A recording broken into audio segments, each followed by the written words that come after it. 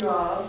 I'm a little overwhelmed right now. I just got into Columbia last night and it's just amazing. Can we all just take a deep breath with each other right now? That's just how it's going to start. It's going to be very woo. We're going to talk about love. So everybody, don't feel self-conscious. We're just going to take a deep breath, okay? Do it.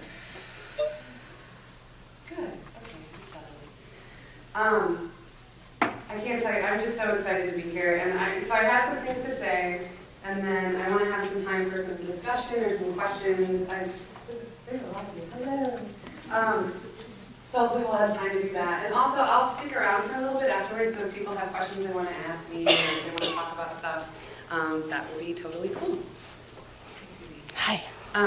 Okay. So first of all, I just want to say thank you to the Love Your Body Day Committee. Can we just have a round of applause for them?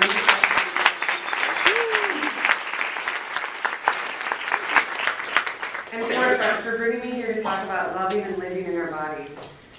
It is a radical and powerful action to love yourself. I'm so excited to be here and to be home. I lived in Columbia for 6 years. What, Columbia?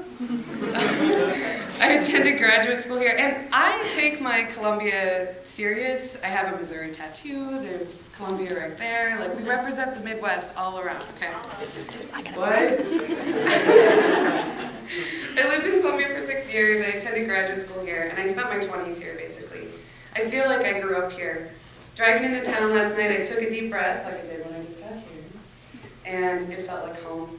So again, thank you for having me here tonight to speak to you about some of my favorite things. We're going to talk about bodies, we're going to talk about love, we're going to talk about sex, and we're going to talk about challenging the hegemonic oppressive patriarchal paradigms. These are a few of my favorite things. So I want to get us started with a quote from the Buddhist monk and peace activist Thich Nhat Hanh.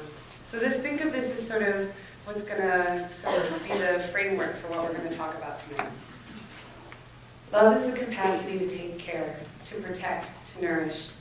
If you are not capable of generating that kind of energy towards yourself, if you are not capable of taking care of yourself, of nourishing yourself, of protecting yourself, it is very difficult to take care of another person.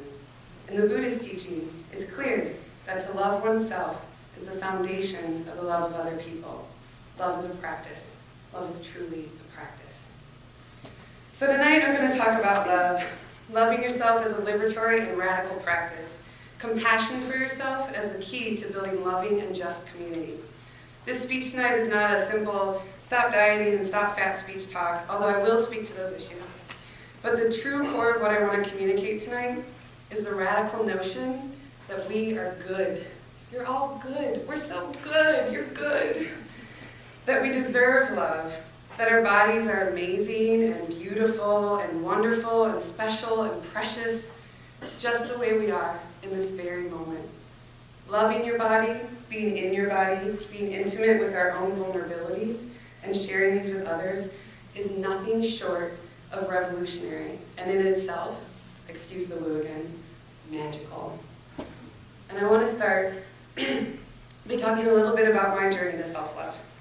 So a journey that came into full bloom while I was here at the University of Missouri. Again, what? Mizzou. I was lucky enough to work as a programming assistant, so I did like the calendar and stuff that comes out here, and then as a therapist at the Women's Center for 5 years. I love the Women's Center. Can we just talk about the Women's Center for a second? Can we just, yay! I cannot communicate to you the depth of my love of the Women's Center. I have a feminist tattoo, I was going to say, but it's not women. I need WC, like on my nose. Good idea.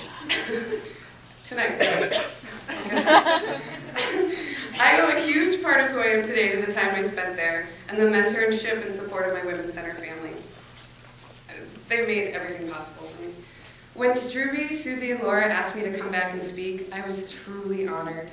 It is the highest compliment to have the women whom I admire so deeply to think enough of my work to ask me to come home and be with you all tonight. While I was programming coordinator here, I did a lot of workshops on fat phobia and size acceptance and body image, kind of similar to maybe some of the things that you all have done this week. And my interest in talking about these subjects comes from my very personal experiences of growing up as a chubby kid, a big, tall, awkward teenager, what up, tall people? I have heels on. Someone said to me earlier, like, you're taller. And I'm like, I got my heels on. Embrace it. Okay. A big, tall, awkward teenager and a fat young adult. When I was 18, I read an essay by Nomi Lamb. Anyone? Nomi Lamb? Yay! Okay. A feminist and fat activist in Barbara Finland's excellent anthology, Listen Up, Voices from the Next Feminist Generation. It changed my life. I had never, ever heard someone say these words. And this is Nomi Lamb. Fat does not equal ugly. Don't give me that. My body is me. I want you to see my body. Acknowledge my body. True revolution comes not when we learn to ignore our fat and pretend we're no different, but when we learn to use it to our advantage, when we learn to deconstruct all the myths that propagate fat hate. I remember so clearly, and I think I was in a Barnes & Noble sitting in like a chair. I was 18. I was in Cape Girardeau, Missouri. Yeah! I remember so clearly reading this and crying. I had been dieting since I was 9 years old, which is not uncommon. The research shows that a lot of girls start dieting when they're around age 9 or 10. I was on a diet of only cottage cheese and tomatoes at the time that I was reading that essay. And I had lost a few pounds maybe, and my lovely father, whom I adore, told me I was heading in the right direction. He didn't know that that reinforced my body's shame, and as a man living in the same culture, and I know as a father he would hate to know that that hurt me. I was constantly on a diet and always felt shame about my size. As a tall woman and as a woman who took up a lot of space physically and personality-wise, I felt conflict about not fitting a feminine ideal, even if I didn't believe in it as a budding feminist. I was strongly woman-identified and loved girly things, but felt I did not have a right to them as a girl who was not pretty or sexy in a traditional way. I was fat, and fat's ugly. Fat girls are not allowed to be sexy. I could not see any other options for myself other than the chubby best friend, the desexualized but hilarious.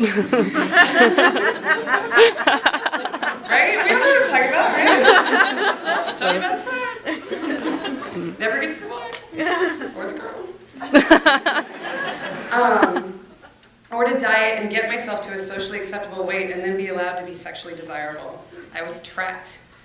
And then I read this essay and the possibility, the mere suggestion that it could be so, that my body could be beautiful just as it was in that very moment, felt like relief, felt like so much relief, like revolution, like liberation. Now, I did not read this essay and then become a body-loving, non-dieting, fat phobia workshop giving ideal body positivity. It didn't happen right away. It took several years of this, of undoing. As my best friend and former advisor of the Women's Center, Beth Pickens, would say, I had to unpack it. And I'm just going to tangent. Beth Pickens, who I wish was here tonight, because she would be so happy to see all your faces too. She and I had this we had this idea for this cable access TV show where we would host it and we would wear 80s outfits with shoulder pads and have those really skinny microphones. And then we'd have a studio audience and then we'd be like, let's unpack it. So you're going to unpack all the cultural messages, you're going to unpack your childhood wounds, whatever you want to unpack on our cable access TV show. Unpack it. I had to unpack the 18 years of body shame, fat hatred, misogyny, and cultural messages about women's bodies, while still being inundated with these messages constantly from my world, including my friends and family. We all live in a world where fat hatred and body hatred is the norm, and creating a world that is body-loving and body-supportive takes intentionality. My journey to self-love, to loving the body I inhabit, that I own, took the intentionality of starting to internalize, to allow in the message that I could be okay, that I was beautiful, to choose to see myself as amazing and powerful and gorgeous, just the way I am in this very moment. Once I started that process of self-love, once I started to fight back against these messages, the violence of the language around me, directed at my body and at my heart, once I started to love myself, I could start to love others.